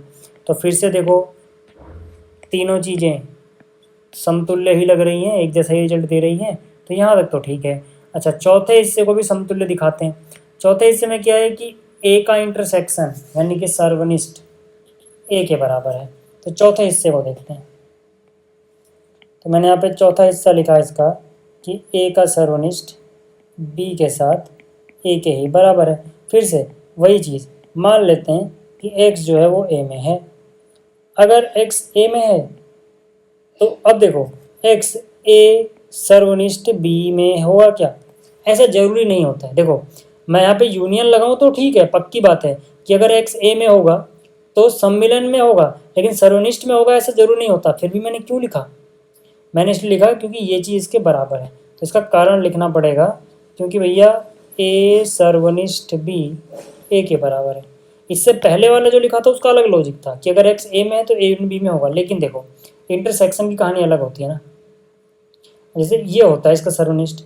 अब मान लो कोई हिस्सा यहाँ पे आ रहा हो तो ये ए में तो आ रहा है लेकिन इसके सर्वनिष्ठ में तो नहीं आ रहा। मतलब जो ए में होगा वो उसके सर्वनिष्ठ में हो जरूरी नहीं है, लेकिन तब भी मैं यहाँ क्यों लिख पा रहा हूँ? क्योंकि क्वेश्चन के शुरुआत में बोला है कि ये दोनों चीज़ें बराबर हैं और बराबर चीज़ें एक दूसरे से लिख सकते हैं, उस लॉजिक से यहाँ पे लिख रहा हूँ। लेकिन यहाँ पे लिखने का लॉजिक अलग था, यहाँ पे लिखने का लॉजिक अलग है। वहाँ सम्मिलन था, यहाँ सर्वनिष्ठ है, याद रखना। ठीक है, इतनी बात क्लियर हो गई? ठीक है। अब मुझे एक बात बताओ यार, मुझे क्या दिखाना है कि ए बी का उपसमुच्चय है, यानी कि एक्स अगर ए में है तो मुझे किस तरह चलाना है कि एक्स बी में भी होगा। तो हो तो गया भाई। इसका मतलब क्या है? इसका मतलब ए में भी है बी में भी है। तो इसका मतलब है कि एक्स ए में भी है और एक्स बी में भी है। हमें ए से मतलब नहीं है, ए में तो है हमें पता ही है, बी से मतलब है। यानी इसको और इसको देखो और लगा हुआ है ना, तो इसको और इसको देख सकते हो डायरेक्ट। इसका मतलब क्या? इसका मतलब है कि अगर एक्स ए में था तो ये इम्प्लाई हो गया कि एक्स बी में भी है। एक्स अगर ए में था यहाँ से तो एक्स बी में भी है, वही लिखा है मैंने यहाँ पे। ठीक है, तो इसका मतलब क्या है कि ए उपसमुच्चय है बी का। तो अब हम बोल सकते हैं अतः चारों प्रतिबंध, ठीक है, चारों धा गलत थोड़ा अजीब सा बन गया, चारों प्रतिबंध तुल्य हैं। समझ में आ गई बात? चलिए अब आगे चलते हैं अगला क्वेश्चन। अच्छा, जो पांचवा सवाल है इसमें बोला है कि दिखाइए कि ए अगर उपसमुच्चय है बी का तो सी माइनस बी उपसमुच्चय होगा सी माइनस ए का। ठीक है, तो इसके लिए देखो, इसका सॉल्यूशन करने के लिए हम शुरुआत कैसे करेंगे? देखो यहाँ पर क्या बोला गया है कि ए जो है वो उपसमुच्चय है बी का। इसका क्या मतलब है? इसका मतलब ये निकल के आ रहा है कि जितने भी एक्स ए में रहे होंगे, है ना, ये इम्प्लाई करते हैं कि यही सारे एक्स, यानी इसका तात्पर्य है कि यही सारे एक्स बी में भी रहे होंगे। लेकिन इसका एक और मतलब है जो मैंने आपको पहले दूसरे क्वेश्चन के छठे हिस्से में समझाया था कि इसको याद रखना, ये रिजल्ट आगे काम आएगा। इसका एक और मतलब होता है कि यदि, ठीक है, इसका ये भी मतलब है कि यदि कोई एक्स बी के पास ही ना हो तो पक्की बात है कि वो ए के पास भी नहीं हो सकता। क्यों? क्योंकि जो भी ए के पास है वो बी के पास है। अब जो बी के पास ही ना हो वो ए में कैसे रहा होगा? हो ही नहीं सकता, क्योंकि ए सबसेट है बी का, उपसमुच्चय बी का, मतलब ए के सभी एलिमेंट इसके पास हैं। तो यानी कि बी के पास कम से कम उतना तो है जो ए के पास है, या फिर एक्स्ट्रा ही है। तो एक्स्ट्रा होने के बावजूद भी अगर कुछ ऐसा है जो बी की पहुंच से बाहर है तो पक्की बात है यार कि वो ए की पहुंच से भी तो बाहर ही होगा। है ना। जो ए में है वो बी में, यहाँ तक तो ठीक है, लेकिन जो बी में ही नहीं है वो ए में हो ही नहीं सकता। और मैंने कहा था ये रिजल्ट आप याद रखना। एक ये मैंने आपको क्वेश्चन नंबर 2 के पार्ट नंबर 5 या 6, मेरे ख्याल से 6 था, उसमें अच्छे समझाया था। ये रिजल्ट काम आएगा। अब मैंने ये लिखा। अब आप में से कुछ बच्चे सोच सकते हैं कि हर बार तो भाई उपसमुच्चय का मतलब आप यहीं तक बता के छोड़ रहे थे, अब कैसे पता लग गया कि इसको इसी स्टेप तक लेके जाना है। ऐसे पता लग गया कि जब आप माइनस की डेफिनेशन पढ़ते हो तो कुछ कहीं ना कहीं उसमें में नहीं है वाला सिंबल आता है ना। और हम यहाँ पे जो प्रूफ करने वाले उसमें माइनस है, तो इसीलिए इस सिंबल को मैं लेके आया ताकि इस चीज़ का यूज किया जा सके। कैसे करेंगे अभी देखना। अभी आप इसको कथन 1 बोल के छोड़ दो, ठीक है। अब जरा ध्यान से देखो, ठीक है। अब मुझे क्या दिखाना है कि सी माइनस बी सी माइनस ए का उपसमुच्चय है। तो मतलब क्या कि अगर मान लो कोई एक्स है जो इसमें है, तो मुझे दिखाना है कि वही एक्स इसमें भी है, क्योंकि जितने भी एक्स इसमें हैं अगर वो इसमें भी आ जाएं तो ये वाली चीज़ इसका उपसमुच्चय हो जाएगा। तो शुरुआत कहाँ से करनी है ये तो आपको समझ में आ गया होगा। शुरुआत आपको करना है माना, ठीक है, कि जो एक्स है वो बिलोंग कर रहा है सी माइनस बी से। और मुझे लेके क्या आना है, मुझे लेके आना है कि एक्स बिलोंग कर जाए सी माइनस ए में। तो अगर जितने भी एक्स इसके पास थे वो इसके पास आ जाएंगे तो ये इसका क्या बन जाएगा, उपसमुच्चय बन जाएगा। वही मुझे दिखाना है। तो शुरुआत तो यहाँ से करेंगे। जैसे मैंने यहाँ शुरुआत करी है, मुझे इसकी डेफिनेशन पता है। इसकी डेफिनेशन क्या है, इसकी डेफिनेशन है कि मैं यहाँ से लिख सकता हूँ अतः एक्स बिलोंग कर रहा है सी को और एक्स बिलोंग नहीं कर रहा में है नहीं। एक्स किस में नहीं है, बी में नहीं है। क्यों, क्योंकि इसकी डेफिनेशन आप नहीं पढ़ी ना। जैसे मैंने आपको ए माइनस बी की डेफिनेशन पढ़ाई थी, इसका मतलब होता था एक्स ए में तो है और एक्स बी में नहीं होना चाहिए, यही पढ़ाया था ना। तो यहाँ पे सी और बी है, तो एक्स सी में तो है लेकिन बी में नहीं होना चाहिए। अब जैसे मैंने इतना करा और मेरे को लाना है सी माइनस ए, मतलब सी माइनस ए का क्या मतलब होगा, एक्स सी में होना चाहिए ए में नहीं होना चाहिए। सी में होना चाहिए तो ऑलरेडी लिखा हुआ है, यानी कि इस लाइन का हमें काम लगेगा, इसको तो कुछ मत छेड़ो, ठीक है, आगे बढ़ो। और अब मुझे अगर सी माइनस बी दिया था और लाना है सी माइनस ए, तो इसकी जगह मुझे ए चाहिए। और मुझे पता है कि अगर एक्स बी में नहीं होगा तो ए में नहीं हो सकता, क्योंकि ये इसका सबसेट है। तो मैं सीधा सीधा इसकी जगह ए लिख दूंगा, ठीक है ना, क्योंकि ए जो है वो सबसेट है बी का। या तो आप ऐसे लिख दो कि अगर ए बी का सबसेट है तो जो चीज़ बी के पास ही नहीं होगी वो ए के पास नहीं होगी, ये लिख दो। या फिर आप इसको 2 मानो, ठीक है। और आप ऐसे नहीं लिखना चाहते तो आपने पूरा अच्छे से ऊपर प्रूफ किया हुआ है, तो आप लिखो 1 व 2 से। 1 व 2 से मतलब अगर हम एक को देखते हैं तो हमें मिलता है, हम पाते हैं कि एक्स अगर बी में नहीं है तो ए में नहीं हो सकता। और 2 को देखें तो ये एक्स बी में नहीं है, तो एक्स अगर बी में नहीं है और इन दोनों कंबाइन करें तो मैं कह सकता हूँ जो बी में नहीं है वो ए में नहीं हो सकता। ये मैं ऊपर प्रूफ कर चुका हूँ, तो मैं वही रिजल्ट उठा के यहाँ पे छाप दिया। अब जैसे ही इतना हुआ तो देखो क्या ये सी माइनस ए की डेफिनेशन नहीं है, यानी कि एक्स बिलोंग करता है सी माइनस ए से, है ना। क्योंकि अगर सी माइनस ए लिखूंगा तो उसका ही तो मतलब होगा एक्स सी में हो लेकिन ए में ना हो, यानी इसकी जगह मैं सी माइनस ए भी लिख सकता हूँ। अब जरा इसको और इसको देखो, ठीक है, इसको और इसको देखो, तो यहाँ पे x इसमें तो है, ये इंप्लाई हो गया x में भी होगा, तो मतलब c माइनस बी इसका एक उपसमुच्चय बन गया, है ना। तो मैं बोलूँगा इसका मतलब है कि c माइनस बी उपसमुच्चय है c माइनस ए का। हो गया सवाल, ठीक है। पाँचवा समझ में आ गया।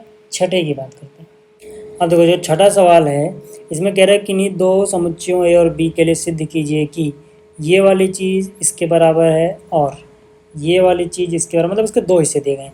इसको बोलते थे चलो यार कि ये पहला हिस्सा है ना, और जो और के बाद लिखा है यानी कि ये सारा, इसको बोल देते हैं दूसरा हिस्सा, है ना।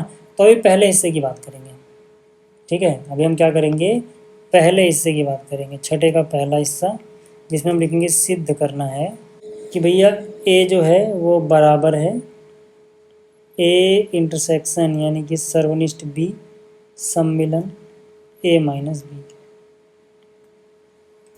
ठीक है। अब जरा ध्यान से देखना, मुझे इसको इसके बराबर करना है। मैंने कहा था कि अगर 2 समुच्चयों को देखो यार, ये भी एक समुच्चय ही है, मतलब इसका ताम झाम कैलकुलेट करके जो एक चीज़ आएगी वो समुच्चय ही होगा।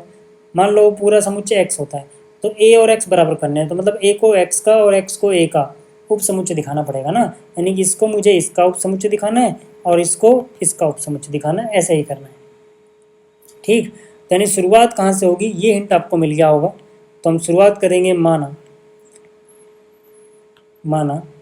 x है कुछ जो a में है ना। क्यों? क्योंकि मुझे a को इसका उपसमुच्चय दिखाना है, तो मुझे यही तो दिखाना है कि अगर x इसमें है और ये इम्प्लाई हो जाए कि वही x इस पूरे में भी है, तो बन गया ना a इसका उपसमुच्चय, यानी शुरुआत तो यहीं से करोगे, x a में है। अब इसके आगे क्या लिखोगे? देखो यार, जब भी आप ऐसे अजीब से क्वेश्चन में फंसो तो मैं आपको एक सिंपल सा टिप देता हूँ, सिंपल सा, कि आप वेन डायग्राम का सहारा ले लो। वेन डायग्राम से प्रूफ नहीं करना है, बट वेन डायग्राम का सहारा समझने के लिए तो लिया जा सकता है ना मेरे भाई। ठीक है, वही करना है आपको। ठीक, ध्यान से देखना, यहाँ पर ये जो हिस्सा है, देखो अगर ये मान लो a है और ये b है, ठीक है, और ये रेक्टेंगल अपना यूनिवर्सल सेट है, तो जो ये हिस्सा है ना, ये हिस्सा, ये क्या होता है, याद आ रहा है? ये मैंने आपको पढ़ाया था, ये होता है a माइनस बी। बेसिक आपको क्लियर होना चाहिए। और ये जो हिस्सा है, ध्यान देना, ये जो हिस्सा है ये क्या होता है, ये होता है b माइनस ए। और जो बीच में बच गया, जो मैंने शेड नहीं किया, ये क्या होता है, ये होता है a इंटरसेक्शन b, यानी a सर्वनिष्ठ b। ये चीज़ें तो आपको पता है ना। ठीक है, अब जरा ध्यान से देखना, मैंने कहा कि वो चीज़ जो a में, अब देखो यहाँ से सोचना कितना आसान हो जाता है। ठीक है, कितना आसान हो जाता है कि भाई यहाँ पर जो x a में होगा, a ये पूरा है। अब इस a को दो टुकड़ों में बांट दिया हमने, एक a का ये वाला हिस्सा, ये वाला, जिसको बोला जा रहा है a माइनस बी, और एक a का दूसरा वाला हिस्सा, जिसको बोला जा रहा है a माइनस बी। यानी कि अगर कोई चीज़ इस पूरे a में है तो ये दो जगह पे हो सकती है, या तो इस वाले हिस्से में रही हो जिसे हम a माइनस बी बोल रहे हैं, या फिर इस वाले हिस्से में रही हो जिसे हम a इंटरसेक्शन बी बोल रहे हैं।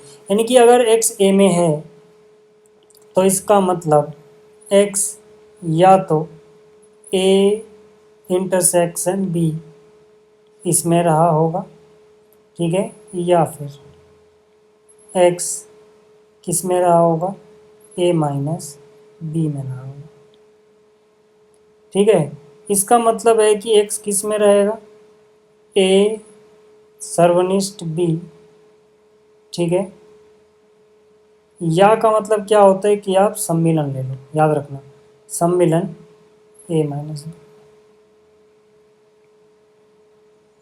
अब मैं देखना चाहूँगा इसको और इसको। देखो x अगर a में है तो ये प्रूफ हो गया कि x इसमें भी है, या यूँ कह लो कि ये इम्प्लाई हो गया कि x इसमें भी है। जैसे यहाँ पे मान लो सिर्फ b लिखा होता, अगर इतना कुछ ना लिख के b लिखा होता कि अगर x a में है तो x b में भी है, तो आप क्या लिखते कि a b का सब उपसमुच्चय है। तो यार b की जगह में से अजीब सी चीज़ लिखिए, लिखोगे तो वही, इसका मतलब a जो है उपसमुच्चय किसका, इस पूरे का। इस पूरे को उठा के छाप दो ना यार, आगे बात समझो।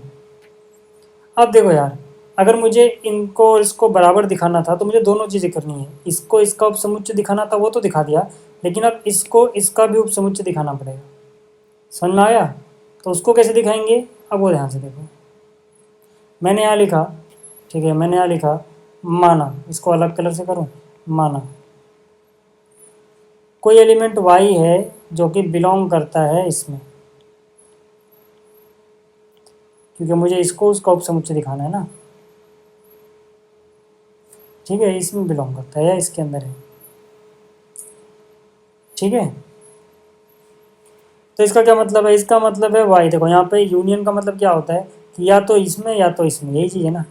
यानी कि y किस में है, या तो इसमें है, यानी इस निशान से पहले जो लिखा हुआ है, ठीक है, या फिर जो y है वो इसमें है, यानी कि a माइनस बी में। फिर से इसको समझ में यहाँ देख लिया, अगर y इस पूरे में है, बीच में क्या है, सम्मिलन, तो या तो y इसमें है या फिर इसमें, या हो सकता है दोनों में रहा हो, यही हो सकता है। ठीक है, तो अब इनका मतलब समझो। ठीक है, अब इसका मतलब समझ लो। ठीक है, यहाँ पे मैं चाहूँ तो केस अलग अलग बना सकता हूँ। ठीक है, मैं क्या करता हूँ ना, थोड़ा अच्छे से लिख देता हूँ।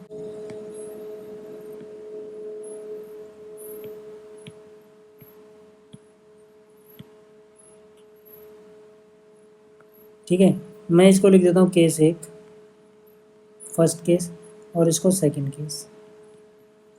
ठीक है। अब देखो केस 1 की बात करें, अगर y यहाँ पे होगा तो इसका क्या मतलब है, इसका मतलब है कि y जो है a में भी है और y जो है b में भी है, ठीक है। और इसका क्या मतलब होगा, इसका मतलब हो जाएगा y a में है और y नहीं है b में, लेकिन हमें तो मतलब है a से, हमें तो मतलब है सिर्फ a से। क्यों? क्योंकि अगर y इसमें था और y a में भी आ गया तो मतलब ये चीज़ a का उपसमुच्चय बन गया। तो हम कह सकते हैं इसका मतलब क्या है, इसका मतलब है कि जो ये चीज़ है, ठीक है, यानी कि मैं एक बार लिख लूँ a intersection b union a minus b, है ना, ये एक उपसमुच्चय बन गया a का। क्यों? क्योंकि जितने भी y इसके अंदर है इम्प्लाई हो जा रहा है कि वो a में भी होंगे। जैसे यार इस पूरे को अजीब सा दिख रहा है, इसको b समझो, तो अगर ये b में था तो a में भी है, तो मतलब b जो होगा वो a का उपसमुच्चय होगा, बस b की जगह अजीब सी लिखी हुई, ठीक है। अब जरा आप यहाँ पे आ जाओ और इसको मानो 1, इसको मानो 2। अब जैसे ही आप इसको 1 और 2 मानोगे, अब आप देख पा रहे होगे आराम से कि a इसका उपसमुच्चय है और ये a का उपसमुच्चय, मतलब दोनों आपस में बराबर होंगे। इसका मतलब है कि जो a है वो बराबर है किसके, इसके,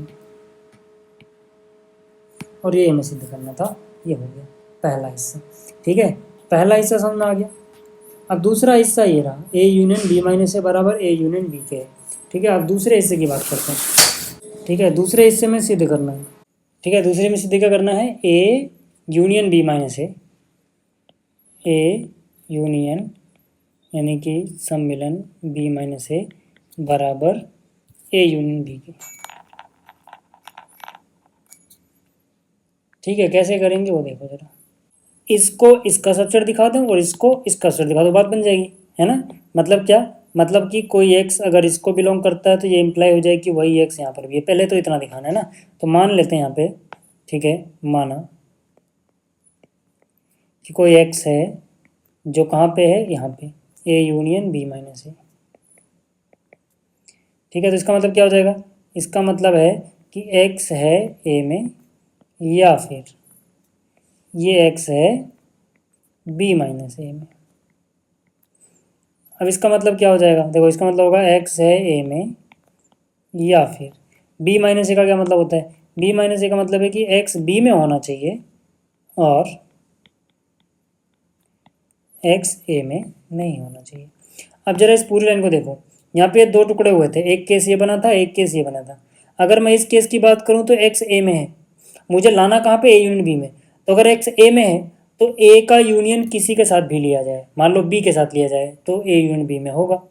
और यहाँ पे a में तो नहीं है लेकिन b में आ गया, तो x अगर b में है तो फिर से अगर b में है तो b का यूनियन एक साथ यानी फिर से a यूनियन b में होगा। तो इसका मतलब है कि x जो है वो हमेशा a यूनियन b में तो होगा ही होगा। जिसको नहीं समझ में आया भैया वो ऐसे समझ लो यार, ठीक है, कि ये रहा a ये रहा b। अब मान लो कि कोई चीज़ a में है लेकिन b में ना हो, इतने में हो, तब भी वो a यूनियन b में आएगी, ठीक है। मान लो सिर्फ a की बात कर रहा हूँ, बीच वाला हिस्सा मैं कंसीडर ही नहीं करता अभी, इंटरसेक्शन वाला, ठीक है। अब मान लो अगर कोई चीज़ सिर्फ b में हो, बीच वाले हिस्से में होगा तो पक्की बात आएगा। मान लो यहाँ पर भी हो, b में हो, जैसे इस वाले केस में हो, तब भी वो a यूनियन b में होगी। मतलब वो सिर्फ a में है तब भी a यूनियन b में आ रहा है, वो b में है तब भी आएगा, मतलब किसी एक में आ गया तो यूनियन में तो आ ही जाएगा, यानी यूनियन में तो हमेशा ही आ रहा है। समझ में आ गई बात। तो ऐसे ही मैंने क्या देखा कि यार x जब भी यहाँ पर है तो यहाँ पर भी है, तो यानी ये वाली चीज़ इसका एक उपसमुच्चय हो गया। यानी कि मैं क्या बोल सकता हूँ कि a सम्मिलन b माइनस ए, जिसमें x मौजूद था पहले, ठीक है, वो एक उपसमुच्चय हो गया a यूनियन b का। अच्छा अब मुझे दूसरा भी दिखाना पड़ेगा, दूसरा मतलब इसको इसका भी उपसमुच्चय दिखाना पड़ेगा। तो यहाँ पे हम लिखेंगे माना कोई एलिमेंट है y जो कि है a यूनियन b में। तो अगर कोई चीज़ a यूनियन b में है तो ये कहाँ कहाँ हो सकती है, इसको भी अगर आप वेन डायग्राम से विजुलाइज करो ना तो आप अगला स्टेप बहुत आराम से लिख पाओगे, ठीक है, आप अगला स्टेप बहुत आराम से लिख पाओगे। देखो जरा, ये ए ये बी, ठीक है, तो इसका ये वाला हिस्सा होता है ए माइनस बी, अगर ये सेट ए है तो, है ना। और अगर ये सेट बी है तो इसका ये वाला हिस्सा ये होता है बी माइनस ए, और इसका ये बीच वाला हिस्सा होता है ए इंटरसेक्शन बी, यानी ए सर्वनिष्ठ बी। अब मुझे एक बात बताओ, कोई चीज़ इनके यूनियन में मौजूद है, कोई चीज़ इनके यूनियन समझते हो ना, इस पूरे में मौजूद है, तो वो तीन अलग अलग हिस्सों से आ सकती है। या तो वो इस हिस्से से आए जिसे हम ए माइनस बी बोलेंगे, या फिर वो इस हिस्से से आए जिसे हम ए इंटरसेक्शन बी बोलेंगे, या फिर वो इस हिस्से से आए जिसे हम बी माइनस ए बोलेंगे। तो मतलब अगर वाई ए यूनियन बी में है तो इसका मतलब है कि वाई या तो कहाँ पे मौजूद होगा, ए माइनस बी में होगा, या फिर वाई कहाँ पे मौजूद होगा, ए सर्वनिष्ठ बी में होगा, या फिर वाई कहाँ पे होगा, बी माइनस ए में होगा। इसका सीधा सीधा मतलब है जहाँ जहाँ या आ रहा है ना उसका यूनियन ले लो। या का मतलब क्या, यूनियन यानी सम्मिलन। इसका मतलब है कि एक्स नहीं वाई, ठीक है, इसका मैं यहाँ पे हमने वाई लिया ना, कुछ भी ले सकते हो, एक्स भी ले सकते हो। जो वाई है वो ए माइनस बी यूनियन ले लो, ए इंटरसेक्शन बी यूनियन ले लो, बी माइनस ए। जहाँ जहाँ या था उसकी जगह यूनियन आ गया, इतनी जगह होगा। अब इसी चीज़ को मैं देखूंगा जो मुझे लाना है, उसमें तो क्या आ रहा है, बी माइनस ए और ए बच रहा है, तो बी माइनस ए तो मेरे पास है, इस पूरे की जगह मुझे ए चाहिए, तो मैं क्या इसकी जगह ए लिख दूँ डायरेक्ट, हाँ। क्यों, क्योंकि ए माइनस बी मतलब ये वाला हिस्सा, ये ए माइनस बी है देखो, और ए इंटरसेक्शन बी मतलब ये वाला हिस्सा, दोनों को मिलाओगे पूरा ए ही तो बन रहा है, यानी इसको मिला के पूरा ए ही तो बनेगा यार। तो क्यों इतनी टेंशन लेनी, इसकी जगह ए लिखो ना, और ये चीज़ को छाप दो, ए यूनियन बी माइनस ए, ठीक है। तो अब जैसे ही मैंने देखा कि y जब भी इसमें था तो y इसमें भी आ गया, है ना, और मुझे इसको इसका ही तो सबसेट दिखाना था, हो तो गया। तो इसका मतलब क्या है, इसका मतलब है, ठीक है, इसका मतलब है कि ए यूनियन बी उप समुच्चय यानी सबसेट हो गया ए यूनियन बी माइनस ए, ठीक है। अब यार आप इसको 2 मानो और इसको 1 मानो। अब 1 व 2 से ये इसका उपसमुच्चय और ये उसका उपसमुच्चय, दोनों एक दूसरे के उपसमुच्चय हैं तो दोनों एक दूसरे के बराबर होंगे। मतलब क्या, यही चीज़ दोबारा से छापो, बस बीच वाला जो निशान है इसको हटा के यहाँ क्या लिख दो, इक्वल। आगे बात समझ में, तो छठे प्रश्न भी हो गया दोनों हिस्से। 7वें की बात करते हैं। अब देखो 7वें में भी यहाँ पे हमें समुच्चय के गुणधर्म का प्रयोग करके इसको दिखाना है, ठीक है। तो इसको उस तरीके से भी किया सकता है कि अगर इसको इसका उपसमुच्चय दिखा दें, उसको इसका, है ना, तब भी। लेकिन गुण धर्म का उपयोग करके अगर आपको दिखाना है तो आप कैसे करोगे वो भी सीख लो आप, ठीक है। कि अगर मैं उस तरीके से ना करूँ कि एक दूसरे का उपसमुच्चय दिखाऊं, तो आप एक दूसरा तरीका भी है, छोटा सा तरीका, ठीक है। अब इनसे वो वाले क्वेश्चन आसानी से आते हैं जिनमें बाहर यूनियन हो तो अंदर इंटरसेक्शन हो, या फिर बाहर इंटरसेक्शन हो तो अंदर यूनियन हो, ऐसे वाले क्वेश्चन डिस्ट्रीब्यूट कर दो, हो जाते हैं जल्दी से, है ना। जैसे कि यहाँ पे पहले पार्ट में टू प्रूव यानी सिद्ध क्या करना है, आप लिखना है सिद्ध करना है, या टू प्रूव ये करना है कि ए का सम्मिलन लिया जाए अगर ए सर्वनिष्ठ बी के साथ तो ये ए आता है ना। अब देखो इसको LHS से भी किया जा सकता है, LHS निकालो इसका, LHS मतलब जो इसके लेफ्ट में लिखा हुआ है उठा लो, ठीक है, यहाँ पे लिख दिया। अब इसको डिस्ट्रीब्यूट करें, अगर हम डिस्ट्रीब्यूट करना आपको आता होगा, कैसे करोगे, ए यूनियन ए लिख दो पहले, तो ये जगह ए यूनियन ए, इसको ब्रैकेट में बंद करो, फिर देखो अंदर क्या है वो निशान यहाँ लगाओ, फिर दूसरा ब्रैकेट चालू करो, उसमें क्या लिखोगे, ए यूनियन, यहाँ क्या है बी, तो यहाँ लिख दो ए यूनियन बी। अब ए का ए के साथ ही यूनियन लिया जा रहा है, सम्मिलन लिया जा रहा है, तो वही आता है, वो तो ए ही आएगा। और यहाँ पे ए यूनियन बी जो है, ठीक है, वो लिख दो ए यूनियन बी। अब इनका क्या रिजल्ट आएगा, इनका ए ही आएगा। अब कहोगे ये कैसे हो गया, देखो यार ये क्या है, ए का सम्मिलन, उसको ए के साथ ही कॉमन हिस्सा देखना है, तो ए ही तो कॉमन आएगा, क्योंकि इसका मतलब होता है दोनों में हो, है ना। आपको समझा देता हूँ, ठीक है। ये लिखा। अब यहाँ पर देखो, ये ए, ये बी, ठीक है। ए यूनियन बी का मतलब क्या होगा, जो मैं नीले से दिखा रहा हूँ, मतलब ग्रीन से दिखा रहा हूँ, ये ए यूनियन बी हो जाएगा।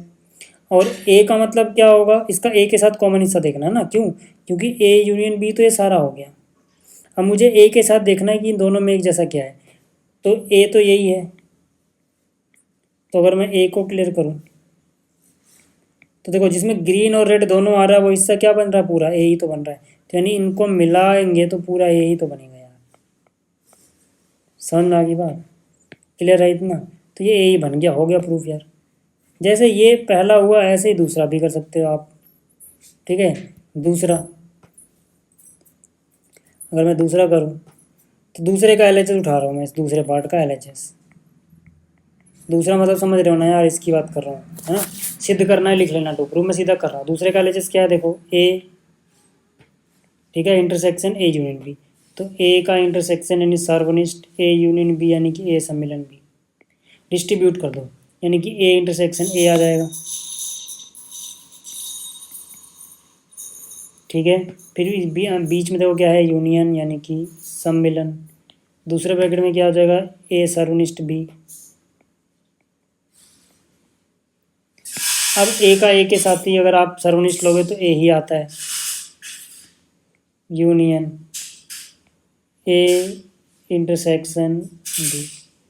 अब यहाँ से अगर यूनियन लेते हो इसके साथ तो क्या मिलेगा आपको, ए मिलेगा। ऐसे नहीं सोच पाओगे भाई, आपको यहाँ पे वेन डायग्राम का सहारा लेना ही पड़ेगा, या तो आपकी विजुअलाइजेशन बहुत तगड़ी हो, नहीं है तो सहारा लो। देखो अगर शुरुआत में क्या है, ए और बी का सर्वनिष्ठ यानी कि ये वाला हिस्सा, ठीक है, और ए का यूनियन लेना है इसके साथ।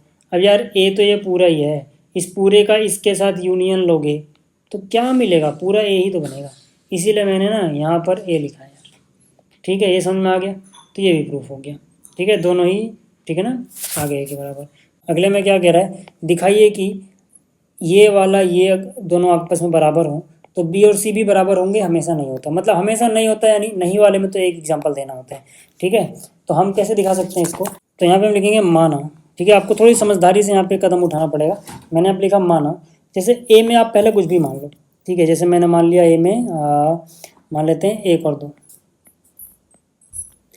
ठीक है। अब बी में कुछ भी मान लो, ए के साथ कुछ कॉमन हिस्सा लिखना, जैसे मैंने 2 लिख दिया, इसमें भी ए के पास भी 2 है। तो अगर आप ए और बी का सर्वनिष्ठ निकालने जाओगे तो आपको क्या मिलेगा, आपको 2 तो मिलेगा।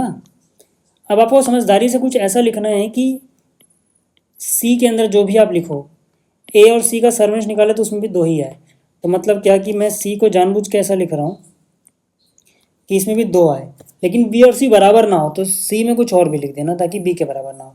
तो यहाँ से अगर आप ए और सी का सर्वनिष्ठ निकालोगे तो इसमें भी 2 आएगा, है ना। यानी कि यहाँ पे ए और बी का सर्वनिष्ठ बराबर आ रहा है ए और सी के सर्वनिष्ठ के। लेकिन अगर आप ध्यान से देखो तो बी और सी बराबर नहीं है, बी और सी आवश्यक रूप से बराबर ऐसा नहीं है, मतलब बराबर नहीं है, देख सकते हो। तो हो गया यार, नहीं के लिए तो एक उदाहरण काफ़ी है। 9वें की बात करते हैं। 9वें में क्या कह रहा है, मान लीजिए कि ए और बी समुच्चय हैं। यदि किसी समुच्चय एक्स के लिए ये चीज़ इसके बराबर है और ये रिक्त समुच्चय के बराबर है और ये आपस में बराबर हैं, तो सिद्ध करना है ए और बी बराबर होगा। हमें हिंट भी दिया गया, हालांकि हम हिंट का भी प्रयोग नहीं कर रहे। देखो आपको करना क्या है, आपको क्या दिया हुआ है, देखो A union X B union X के बराबर है। यहीं से शुरुआत करते हैं। मैंने क्या लिखा कि भाई ए यूनियन एक्स यानी ए का सम्मिलन एक्स के साथ बराबर है बी का सम्मिलन एक्स के साथ। क्यों बराबर लिखा है मैंने, क्योंकि सवाल में दिया हुआ है, ठीक है। अब आप क्या करो, दोनों का सर्वनिष्ठ ले लो, चाहे ए के साथ चाहे बी के साथ, किसी एक के साथ। तो मैंने क्या किया, मैंने सेम चीज़ कॉपी करी, ठीक है। तो मैंने क्या किया, मैंने सेम चीज़ कॉपी करी और दोनों तरफ ध्यान देना मैं क्या कर रहा हूँ अभी, दोनों तरफ इधर भी मैंने ए के साथ सर्वनिष्ठ ले लिया और इधर भी मैंने ए के साथ सर्वनिष्ठ ले लिया। ऐसा क्यों किया और मुझे कैसे पता लगता है, देखो अब मुझे ना इस चीज़ का कहीं ना कहीं तो इस्तेमाल करना पड़ेगा ना। अब ये चीज़ तो मैंने यहाँ इस्तेमाल कर ली, अब जैसे मैं इतना लिखता हूँ तो ए और एक्स का सार्वनिष्ठ आएगा कहीं ना कहीं, और जो कि मुझे पता है क्या होता है, तो इसीलिए मैं ये लिख रहा हूँ। ठीक है, तो अब जब इसको अगर हम आगे ओपन करें तो ए इंटरसेक्शन ए हो जाएगा, यानी ए का सार्वनिष्ठ ए के साथ, फिर बीच में जो निशान है वो यहाँ पे आता है, फिर ए का सार्वनिष्ठ एक्स के साथ, तो मैं यहाँ लिखूँगा ए का सार्वनिष्ठ एक्स के साथ, है ना, मिल गया ना मुझे ये। तो इसीलिए अब इसका मैं इस्तेमाल कर सकता हूँ ना, वो हम अगले स्टेप में देखेंगे। पहले इतना समझ में आ गया आपको, आगे चलते हैं। यहाँ से ए का सार्वनिष्ठ बी के साथ, है ना, ये हो जाएगा, और फिर अगले ब्रैकेट से पहले क्या आएगा, यूनियन, फिर अगले ब्रैकेट में क्या आएगा, ए का सार्वनिष्ठ एक्स के साथ। अब इससे ये उड़ाने की गलती मत करना, सेट में ऐसा नहीं होता है। ठीक है, तो यहाँ से हमें विजुलाइज करना पड़ेगा क्या क्या चीज़ हो सकती है। देखो जरा ध्यान से, इसकी वैल्यू क्या है, एक रिक्त समुच्चय। ठीक है, तो यहाँ से हो जाएगा ए, ठीक है, क्योंकि ये ए का ए के साथ ही अगर आप सार्वनिष्ठ लेते हो तो ये ए ही आता है, ये तो आपको पढ़ाया भी था मैंने। ठीक है, यूनियन, ये क्या हो गया, एक रिक्त समुच्चय, क्योंकि ये चीज़ रिक्त समुच्चय है, यहाँ पे हमें बता रखा है। ठीक है, ऐसे ही ए इंटरसेक्शन बी रहने दो इधर, ए का सार्वनिष्ठ बी के साथ, ये क्या चीज़ है, ये एक एम्प्टी सेट है, यानी कि रिक्त समुच्चय है ना, क्योंकि ये हमें बताया गया है। ठीक, अब देखो, अगर रिक्त समुच्चय का किसी के साथ भी यहाँ से यूनियन लिया था तो वही समुच्चय आ जाता है, ये नियम आप याद रखना। यानी यहाँ पर ये हो जाएगा और यहाँ पे यही आ जाएगा, इसको बोल दो एक। ठीक है, इतनी बात क्लियर हो गई, यहाँ तक क्लियर है। चलो, अब जैसे आपने यहाँ पर ए के साथ लिया था ना, यही चीज़ आप करो बी के साथ। ठीक है, कहने का मतलब है कि ये जो चीज़ है सेम चीज़ इसको लेके आएंगे हम, लेकिन यहाँ पर ए की जगह, ठीक है, ए की जगह क्या हो जाएगा, बी हो जाएगा।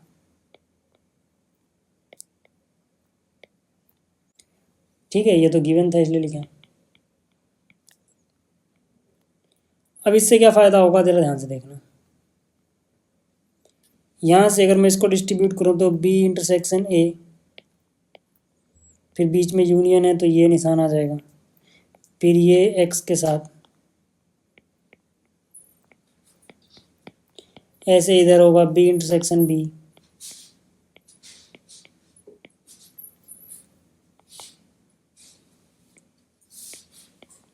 फिर यूनियन, फिर ये एक्स के साथ।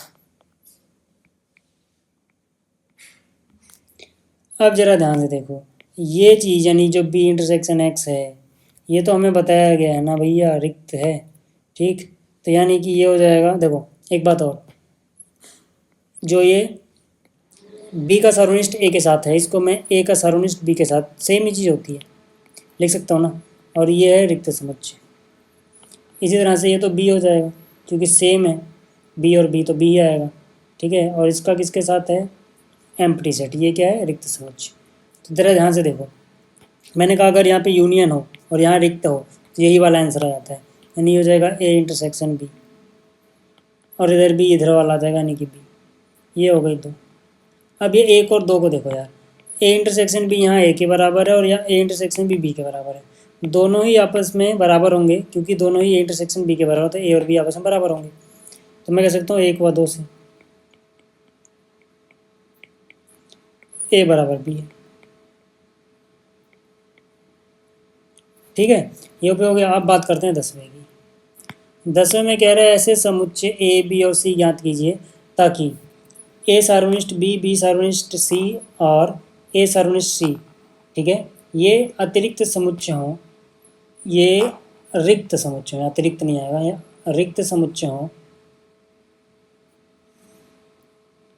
10वें में क्या कह रहा है, ऐसे समुच्चय ज्ञात कीजिए ए बी सी जहाँ पर ए सर्वनिष्ठ बी, बी सर्वनिष्ठ सी और ए सर्वनिष्ठ सी अरिक्त समुच्चय, मतलब खाली ना हो, जबकि इन तीनों का अगर सर्वनिष्ठ लिया जाए तो वो रिक्त हो। तो चलो यार, ये तो उदाहरण से, बस एक उदाहरण ही तो देना है ना, तो ये तो आराम से आप सोच सकते हो। सॉल्यूशन नंबर 10, देखो यार, आपको बस थोड़ी समझदारी से यहाँ पर उदाहरण को सेलेक्ट करना है।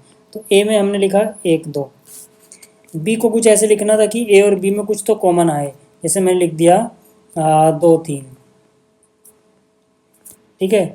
तो और सी को कुछ ऐसे लिखना, सी को कुछ ऐसे लिखना जिसमें ए के साथ सी और बी के साथ बी सी में कुछ तो कॉमन हो। ठीक है, तो यहाँ पे मैंने लिख दिया 3, जो बी के साथ कॉमन हो जाएगा देख लो, और फिर मैंने लिख दिया 1 ताकि वो ए के साथ भी कॉमन हो जाए।